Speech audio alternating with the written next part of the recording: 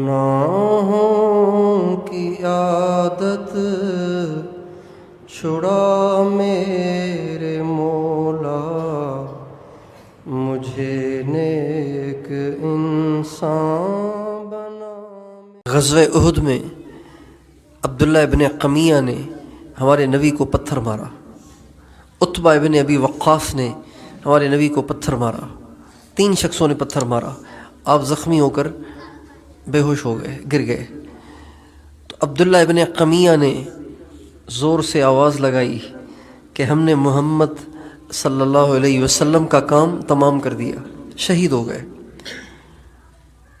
تو جب یہ خبر مسلمانوں کے کانوں تک پہنچی تو مسلمان پریشان ہو گئے۔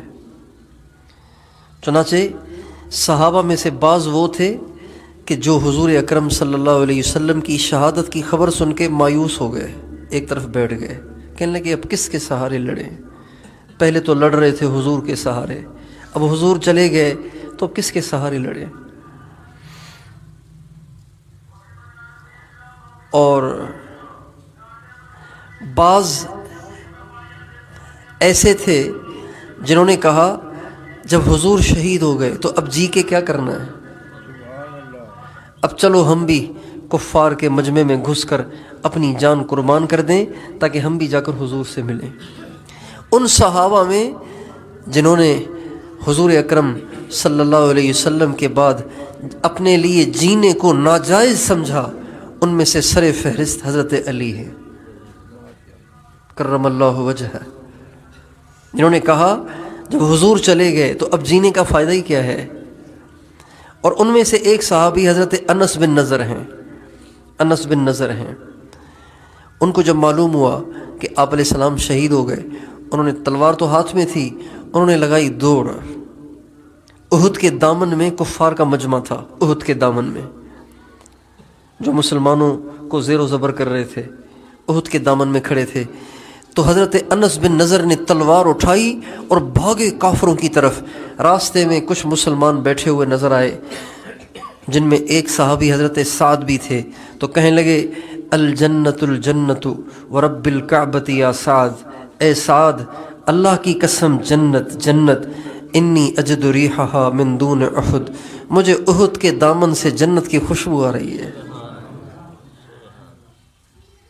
اور یہ کہہ کے آگے کو بڑھے اور لڑتے لڑتے شہید ہو گئے۔ اب جان جا رہی ہے، جان جا رہی ہے، گھر اجڑ رہا ہے، بیوی بچوں سے جدا ہو رہے ہیں، لیکن کہہ رہے ہیں انی اجد ریحھا من دون احد، مجھے تو احد کے دامن سے جنت کی خوشبو آ رہی ہے۔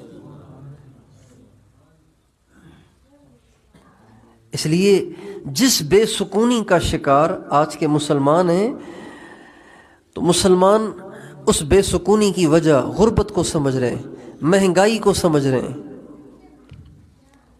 غربت کو سمجھ رہے ہیں اور مہنگائی کو سمجھ رہے ہیں، حالانکہ اس کی وجہ مہنگائی نہیں ہے، اس کی وجہ غربت نہیں ہے، اس کی وجہ بے روزگاری نہیں ہے، اس کی وجہ مال کا تھوڑا ہونا نہیں ہے، اس کی وجہ کاروبار کا نہ چلنا نہیں ہے، اس کی وجہ یہ ہے کہ ہم اللہ کے راستے سے ہٹے ہوئے ہیں۔ اللہ نے جس راستے پہ چلنے کو کہا ہے ہم نے اسے چھوڑ دیا ہے، ہم اپنے ہی راستے پہ چل پڑے ہیں۔ جو نظام اللہ نے ایک مسلمان کو دیا ہے زندگی گزارنے کے لیے، آج مسلمان اس نظام پہ چلنے کے لیے تیار نہیں ہے۔ مسلمان کہہ رہا ہے رات کو 2 بجے سوؤں گا، چونکہ انٹرنیٹ کون استعمال کرے گا، 2 بجے سوؤں گا میں تو، اور فجر میں نہیں اٹھوں گا، میں تو اٹھوں گا 10 بجے، اور پھر نماز نہیں پڑھوں گا، میں نے تو دکان پہ جانا ہے، بیوی بچوں کو کون کھلائے گا، اور پھر ظہر میں نہیں آنا اس لیے کہ ظہر پہ آؤں گا تو گاہک چلے جائیں گے، عصر میں بھی نہیں آنا اس لیے کہ دکان چلانی ہے، مغرب میں بھی نہیں آنا اس لیے کہ دکان کھلی ہوئی ہے، کس کے حوالے کروں، عشاء تو ویسے ہی نہیں پڑھنی، تھکا تھکایا آیا ہوں کام سے، تو اب کیسے عشاء پڑھوں گا۔ دکان پہ جاتا ہے تو کہتا ہے سچ نہیں بولوں گا، سچ بولوں گا تو کاروبار کیسے چلے گا، دھوکہ نہ دوں تو کاروبار کیسے چلے گا، گالیاں نہ دوں تو لوگ تو مجھ پہ چڑھ جائیں گے. مجھے ایک ساتھی نے کہا کہ بھئی بات یہ ہے کہ مجھے گالیاں دینے کا شوق نہیں ہے، لیکن گالیاں اس لیے دیتا ہوں کہ گالیاں نہ دوں تو لوگ میرے اوپر چڑھ جاتے ہیں.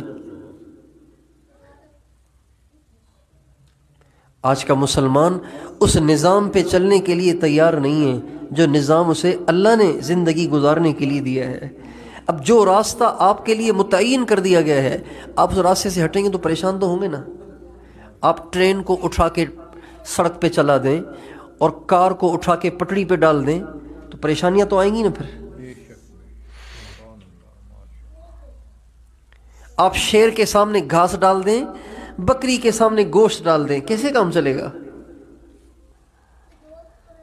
شیر کی غذا اور ہے، بکری کی غذا اور ہے، ٹرین کی پٹڑی اور ہے، گاڑی کی سڑک اور ہے، اس کا راستہ الگ ہے، اس کا راستہ الگ ہے. اللہ تعالیٰ نے ہمیں زندگی گزارنے کے لیے ایک راستہ دیا ہے.